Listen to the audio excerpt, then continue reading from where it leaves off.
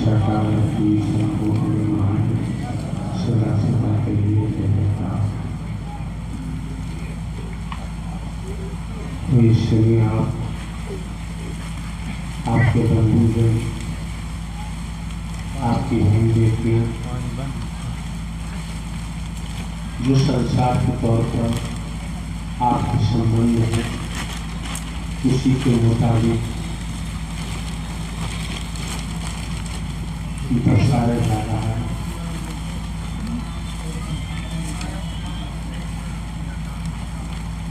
लेकिन हमारे द्वारा पूरी में भी कहा गया है अतीत से वर्तमान, वर्तमान से भविष्य। संस्कारिक आत्मा न होते तो आपका, आपकी बहन बेटियों का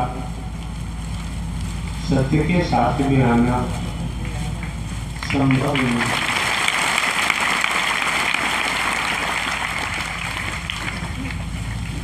अनंत अनंत कालों में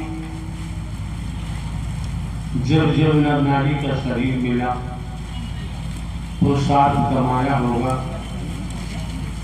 परमार्थ कमाया होगा, भजन बंदगी की होगी, उसी का फल है कि बरसात की बूंदें भी गिर रही है, लेकिन सत्य के साथ से उठकर अन्यंत्र कहीं जाने की इच्छा नहीं।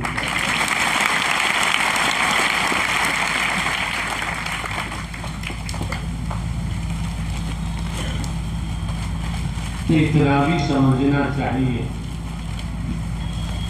कि ये हाथ हमें किसने दिए, ये बाजू हमको किसने दिए, ये टांगे हमको किसने दिए, ये सर किसने दिया है, ये पूरा शरीर किसने दिया है। पढ़े लिखे हैं, बुद्धिमान है, पीएचडी है, डिग्रियां हैं, आईपीएस है, आईएएस है, ईपीएस है, पीसीएस जे है, इंजीनियर है, डॉक्टर है। अंदाजा लगाओ, समझ लो जब हमें रहम कर ये नारी का शरीर दिया है, माँ के पेट में उदर में न तो कोई इंजीनियर बैठा दिखाई देता है, न कोई वैज्ञानिक बैठा दिखाई देता है, न कोई शिल्पी बैठा दिखाई देता है। पति पत्नी सहवास के लिए मिलते हैं, एक बूंद गर्भाशय में गिर कर जाता है।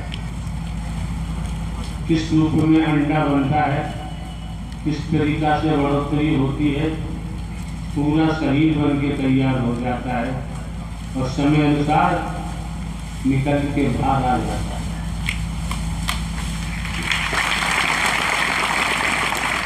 इस गर्भयोनि में मल मूत्र के अलावा कुछ भी नहीं, अपार गंदगी है, मलमूत्र है, कीड़े मकोड़े हैं जो पूरी बॉडी से चिपके रहते हैं। मलमूत्र भी मुखमंडल के द्वारा किस तरीका से कि जो माँ खाती है वही तो अंदर जाता है और किस तरीके से निकलता है। मेडिकल साइंस के माध्यम से समझ सकते हैं। इस तरीके से बताया जा रहा है तो समझना बहुत जरूरी है। समझेंगे नहीं तो देखो बात होने वाली। और श्रीमान जी ये भी समझ सकते हैं, किसी ने मैं तो 200 साल जिंदा रहूँगा, अच्छी बात है, 500 साल है, बढ़िया बात है, लेकिन हकीकत तो ये है इस ब्रह्मांड में कोई हो, राजा हो चाहे रंग भरी हो चाहे औरिया, संतरी हो चाहे मंत्री, अधिकारी हो चाहे कर्मचारी, कोई हो। अभी 4-5 दिन पहले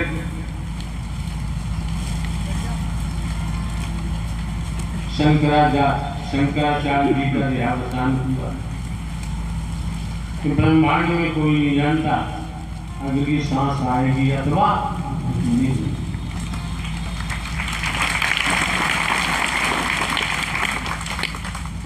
अगर किसी को मारने के लिए क्रोध आता है, उसी समय अपने मन में विचार लाओ, अगर तू अभी मर गया तब क्या?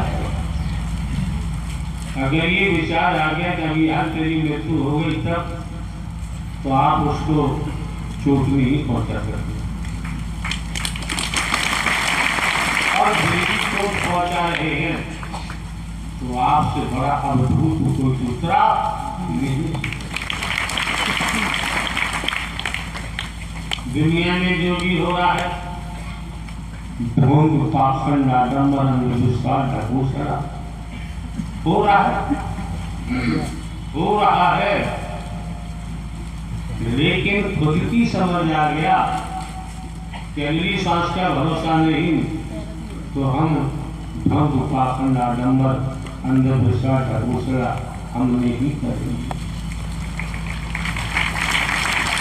हम अपने नारायण हरि परमात्मा के नाम को नहीं बेचेंगे, चाहे रिक्शा चलाना पड़े, जीवन यापन के लिए चाहे रिक्शा चलाना पड़े, जीवन यापन के लिए चाहे मजदूरी करनी पड़े, ये बेहतर है। लेकिन अपने आराध्य नारायण हरि परमात्मा के नाम को बेचना, इससे बड़ा महापाप दूसरा नहीं है। क्यों? अगर किसी पिता के बेटे बेटियां अपने पिता के नाम को बेचते हैं, क्या वो पिता बर्दाश्त कर लेगा? ईमानदार से बता करेगा? जब वो बर्दाश्त नहीं कर सकता, दुनिया में कोई कर ले जिन्होंने हरि के नाम को बेचा है, हम अंतिम सांस तक बर्दाश्त नहीं कर सकते। क्यों नहीं कर सकते? आपको जब जाहिर है इस संसार में, इस ब्रह्मांड में हमारा कोई परिवार नहीं, कोई भैया भतीजे पत्नी कोई कुछ है ही नहीं, नारायण हरि परमात्मा ही निकाल के लाए हैं, उन्होंने ही गोदी में लिया है, ये शरीर तो उन्होंने मार्ग बना दिया है, खुद कर रहे हैं। तो हरि नारायण परमात्मा के नाम को बेचने वालों को हम बर्दाश्त नहीं कर सकते। कहते नहीं हमने बुरा भला नहीं कहा किसी के लिए, लेकिन हम बर्दाश्त नहीं कर सकते। हमें पता है इसका अंजाम क्या होगा, परिणाम क्या होगा, इसलिए हम कहते नहीं। बचने के लिए बात कहती है, कोई कर रहा हो तो बच ले, न बचेगा तो अगली सांस का भरोसा नहीं है, किसके लिए कर रहा। जब तेरे परिवार वाले तेरे नाम को बेचे बदनाम करेंगे तो तू बर्दाश्त नहीं कर सकता। जो नारायण हरि परमात्मा का अनुयायी है ब्रह्मांड में, वो बर्दाश्त नहीं कर सकता। अपने आराध्य के नाम को बेचता हुआ वो देख नहीं सकता है। दूसरे मायने में आ जाइए और एक जंप वैदिक काल का इतिहास क्या कहता है? वैदिक काल का इतिहास कहता है, आपने सुना होगा 52 अवतार। पढ़ा लिखा हमने नहीं है, लेकिन टेलीविजन पे देखा है। क्यों खड़ी सिंगल थी, कोई तुमसे कहने वाला नहीं है, तुमको होश ही नहीं हमें क्या करना चाहिए। सब साल गए इकट्ठे हो जाती है, अकल बेचे खाइए।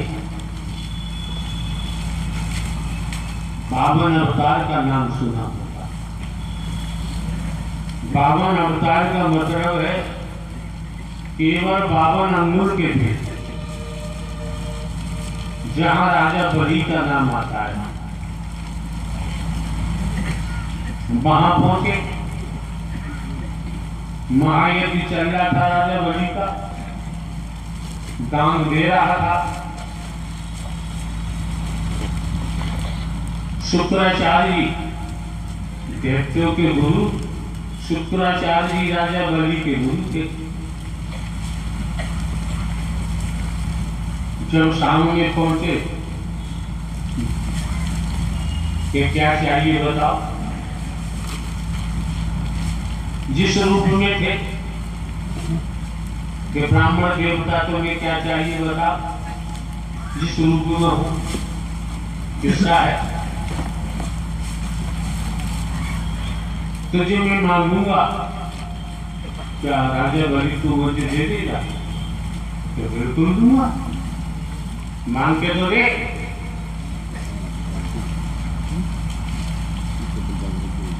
तो उन्होंने 3 पग भूमि मांगी, मुझे 3 पग भूमि चाहिए,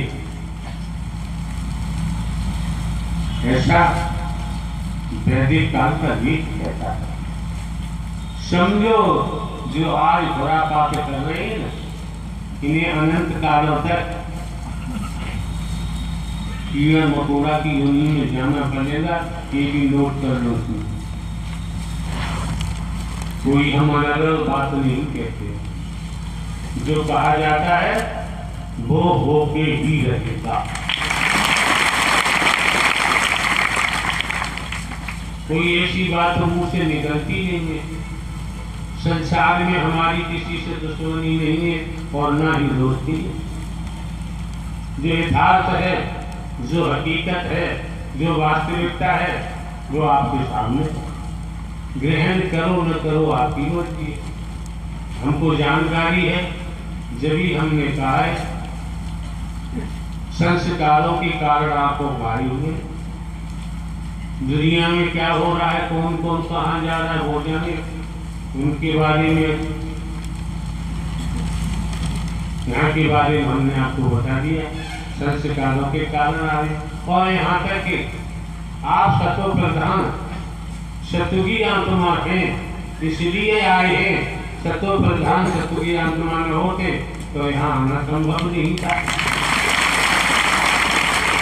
जो हकीकत है वो भी हम आपके सामने रख रहे हैं कि यहाँ देख रहे हो, हमारे पास कोई रूप नहीं, रंग नहीं, वेश नहीं, जटा नहीं, जूत नहीं, कंठी माला नहीं, तिलक छापा नहीं, वोट मोट नहीं, कुछ भी नहीं।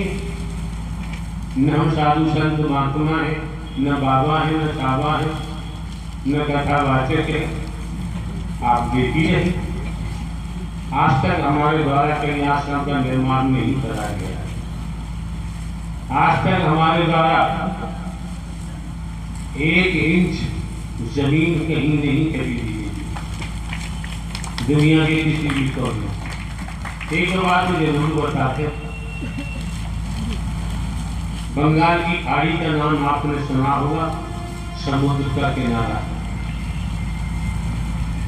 बंगाल की खाड़ी पर हम जाते हैं, केवल 5 सदस्य और हमारे साथ हैं। आपने देखा होगा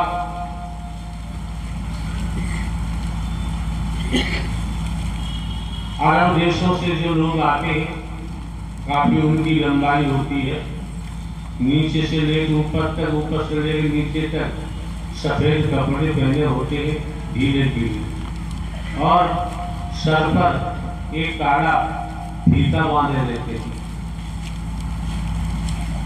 200-250 की तादाद में बंगाल की खाड़ी पे हमें मिले। सफर की बात हम नहीं बता रहे हैं आपको, हमको मिले 5 लोग हमारे साथ थे। तो उनसे हमने जरूर कहा था, क्या कहा था कि यहाँ पर हमारे लिए जगह सुरक्षित रखना। बस अब इतने में आप क्या समझ पाते, क्या नहीं समझ पाते, ये आपकी कोई मानसिकता है। जो रियल है, जो फैक्ट है, वो हमने आपके सामने रख दिया। स्पष्ट कहा, इस इलाके में हमारे लिए जगह सुरक्षित रखना। तो पावन अवतार की बात हो रही है। 3 पग भूमि मांग ली, संकट का नंबर आया,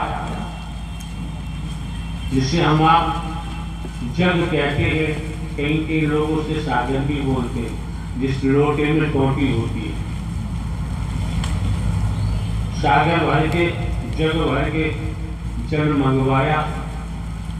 संकल्प कराने को बाबा अवतार ने कहा, हे बलि संकल्प कर।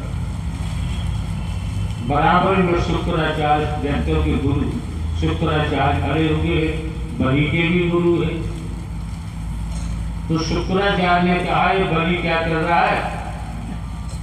ये विष्णु है बेरुपिया, तुझे लूट के ले जाएगा।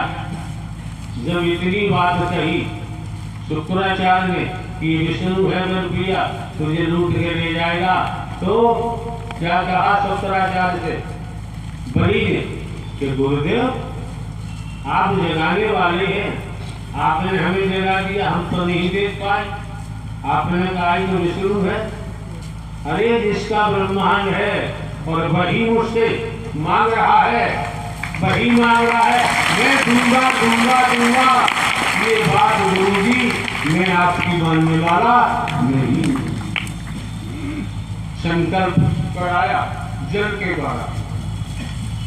तो रेत कहता है शुक्राचार्य कीड़ा बनकर और उस लोटे में घुस गए, जो टोटी होती है उसमें बैठ गए। अब लोटे से जल दिया जा रहा है संकल्प के लिए। शुक्राचार्य ने कीड़ा बनकर जल को बाधित कर दिया, एक बूंद नहीं निकल गई। तो बाबा ने अवतार विष्णु ने कहा, जरा एक सीख लाना मोटे, एक सीख लाना मजबूत। एक सीख मंगाई मजबूत सी, और जैसे टोटी की छेद में डाली तो शुक्राचार्य की एक आंख टूटी।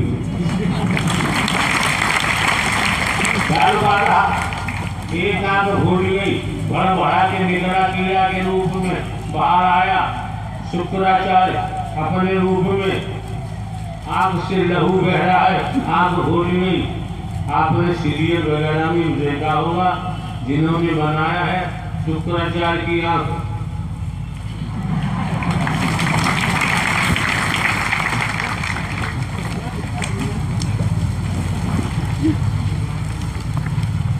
हंसने का मौका।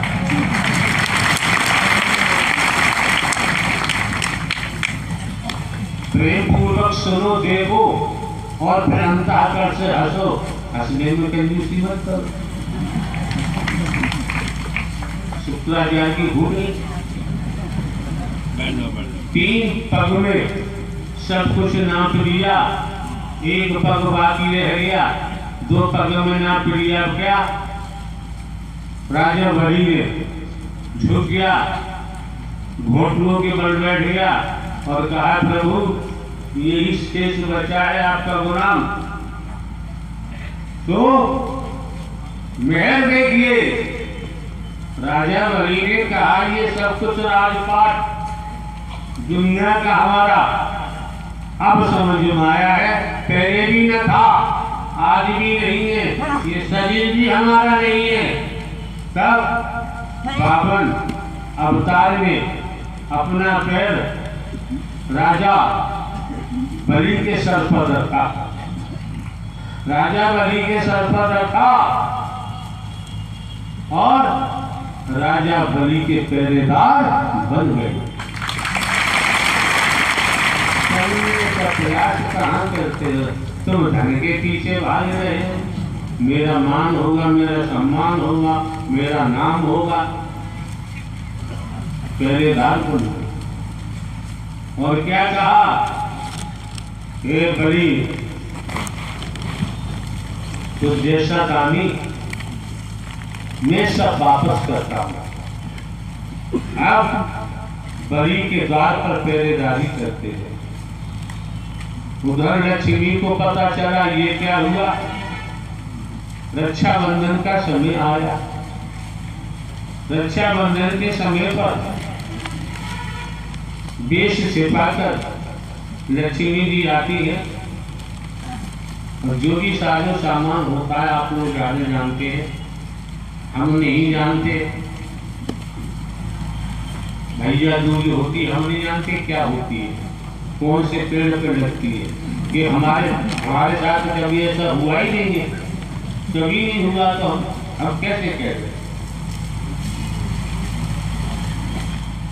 हाल सजाकर बड़ी के सामने त्योहार का मौसम मौका, राखी बांधने का नंबर आया, नहीं पहचान पाया, बड़ी हाथ बढ़ा दिया, हाथ बढ़ाया, राखी बांधी, जो भी नियम कार्य होते हैं पूरे किए। तब बड़ी ने कहा कि बहन बोल तुझे क्या चाहिए? तो ये भैया मेरे पास तो सब कुछ है पहले से, तुझसे क्या मांगूंगी? जब तूने कहा है तो मैं मांगूंगी जरूर। क्या मांगेगी बता? कि तेरे महल के दरवाजे पर जो पहरेदार है तू उसे दे दे, तू उसे दे दे, और तेरे राजपाट में से हमें कुछ भी। तो राजा बड़ी वचनबद्ध,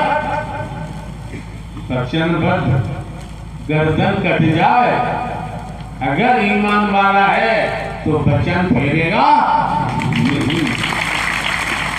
राजा बड़ी ने कहा बहन तूने मेरा पहरेदार मांगा है, आधा राज्य मांगती तो मैं आधा राज्य भी दे देता। ठीक है जा। पहरेदार को बुलाया और कहा तुझे मैंने अपनी बहन को दे दिया है, और मेरे बहन के यहाँ जाकर पहरेदारी कर। जब ऐसे बोला तो विष्णु निकले पहरेदारी में, काम भूल गया। तब राजा बड़ी ने कहा कि बहन तेरा प्राणनाथ था, तेरे पास चला गया, बाकी मेरी साधना, मेरे त्याग ने, मेरी तपस्या ने, तेरे पति ने मेरे नाम को अमर कर दिया। अब मेरा नाम दुनिया से मिटने वाला, जब तक ये समझती रहेगी, समझती का मतलब सृष्टि दुनिया रहेगी, तब तक बाबा नमतान ने कहा तेरा नाम अमर रहेगा। आज ही नाम अमर। अब हम परमात्मा हरि के नाम को बेच रहे, वो तो बाबन अंगुल के बनकर और पहरेदारी भी करने में देने लगी। अगर भक्त है तो प्रहलाद की भी पहरेदारी की है, इतिहास ध्रुव की भी की है, मीरा जी की भी की है। किस किस का नाम लोगे? इतिहास भरा पड़ा है। इतने में सब कुछ समझ के आ गया। गृह करना न करना आपका अपना काम है। जब आते हो केवल दो बात पर ध्यान दो, अटेंशन होकर ध्यान देना चाहिए। पहला, एक शब्द कानों में जाना चाहिए, एक करण छोड़े हुए नहीं रहने चाहिए, एक शब्द अंदर जाना चाहिए। दूसरे, ऐसे करोगे तो गए काम से। आंखें खोल के सामने देखो, किस समय किस वक्त दिव्य स्वरूप हरि परमात्मा का दीदार हो जाए, धन्य हो जाओगे, माला माल हो जाओगे, और चलते रहे तो धब से बेड़ा पार हो जाएगा। क्योंकि अगली सांस का किसी को भरोसा, ये भरी बात जानते हो। एक किस्सा है त्रेता का, त्रेता युग का।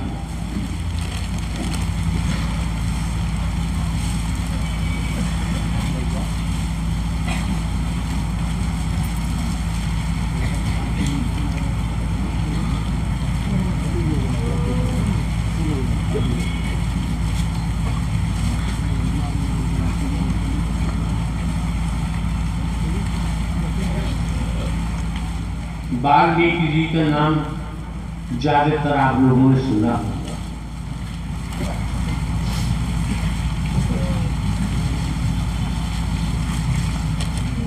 दुनियावी नाम इनका क्या था, कोई जानता है? बताओ।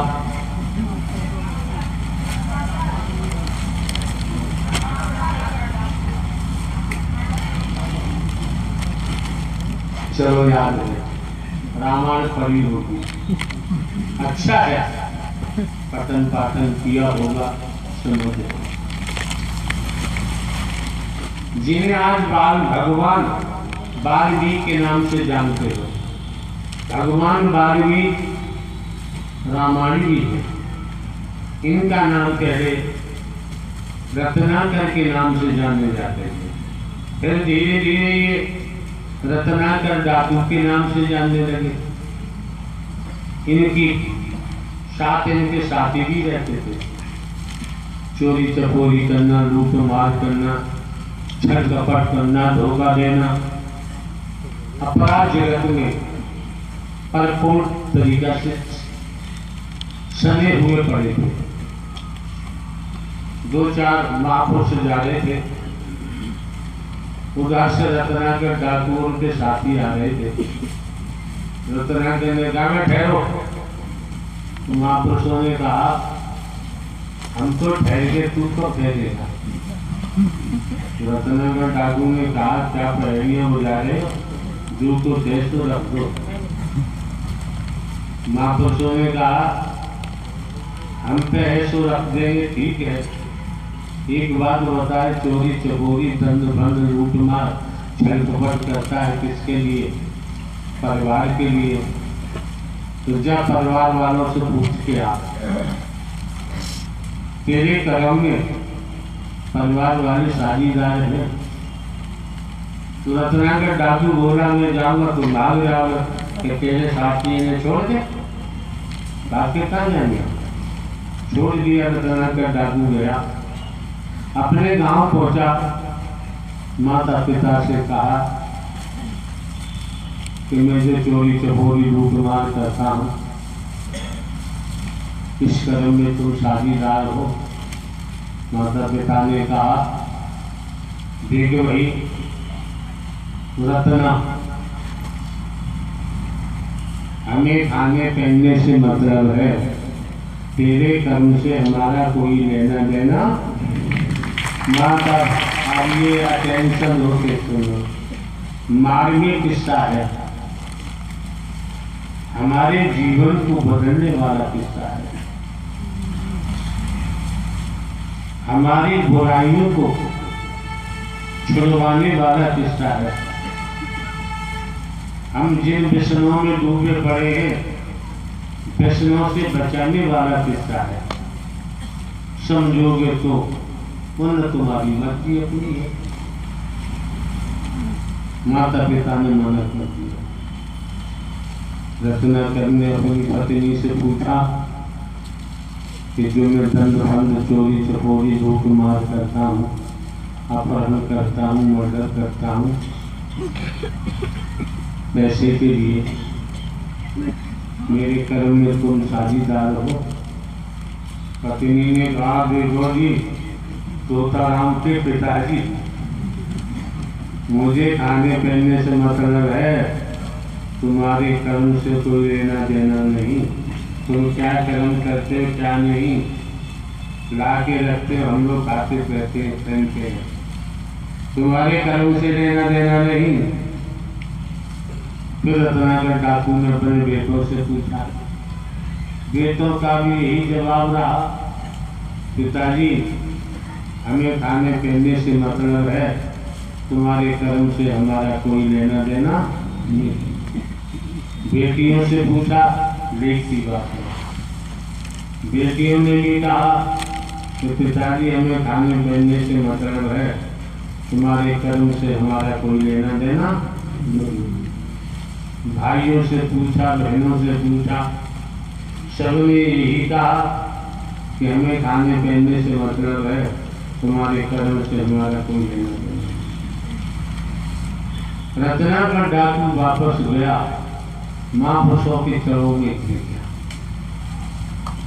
कहा प्रभु बचा लो, आपने हमारी आंखें खोल दी, यहाँ तो सत्य का साथ रोजाना होता है, किसकी खुली है, बशर्ते हरि के नाम को बेईमान बेच रहे हैं, अनंत अनंत कालों तक अंधे हो जाएंगे, राक्षसी योनि में जाएंगे, कीड़ा मकोड़ा बनेंगे। उस दुनिया में जो मिला है अपनी संपत्ति समझते हैं। अपनी संपत्ति है क्या? इस शरीर ही तुम्हारे नहीं है। तब कहा, सुना होगा, उल्टा नाम जपा जप जाना, वाल्मीकि वही ब्रह्म समान। कौन सा उल्टा नाम है? दुनिया जानती है, आपकी नहीं जानती थी। हरि का नाम यहीं से बुलाता हुआ है। क्योंकि 15 वर्ष पहले इंटेलिजेंस ब्यूरो से नौकरी से पेंशन हम अपनी मर्जी से लेके नहीं आए। हरि परमात्मा ही माँ जूते परमिशन दिलवा के लाए, पेंशन दिलवा के लाए। हमें पता था नौकरी में मजे ले रहे थे, बाबूजी मैंने घूमते थे, उठाई गाड़ी भर, कहीं जाओ कुछ नहीं करो, कुछ नहीं खाओ नहीं। और जब से इधर आए हैं हम इतने बड़े अपराधी हैं, हम इतने बड़े अपराधी हैं किसके? नारायण हरि परमात्मा के।